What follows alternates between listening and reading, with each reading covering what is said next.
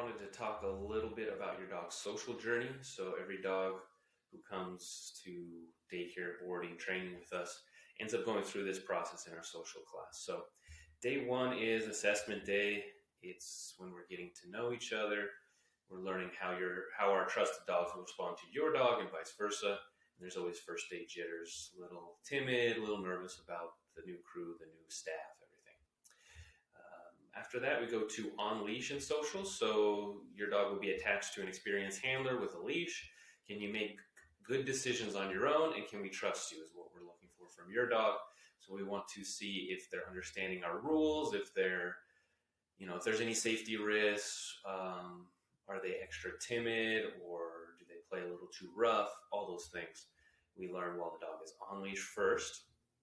Then we'll let them drag the leash, so they get a little more freedom. We're seeing that they're responding to our voice corrections, so we're able to let that leash drag. We want to make sure that they're understanding all social rules, and we're not having to follow up with physical corrections like a tug on the leash, or we have the crops that you see in some of our pictures and videos where we'll reach out and we can tap them on the butt to let them know that they need to pay attention, they need to listen to us.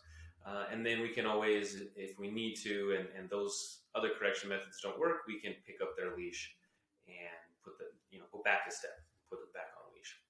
So that's where we are at dragging the leash stage, and then they get to off leash. So this is the maximum freedom. They are trusting our staff, and we're trusting them to make good decisions, and they're responding just to our voice all the time. So this is where we want to get every dog as quickly as possible. And there's a bonus stage here, which is the teacher stage. So they can become kind of our welcoming committee for new dogs.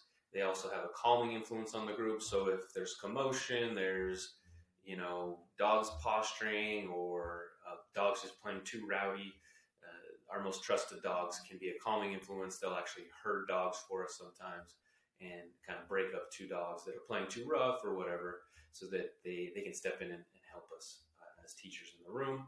And at this stage, we are trusting your dog's instincts even more than our own sometimes. So if we bring in a new dog and we think, I don't see any huge red flags, we'll just take it slow.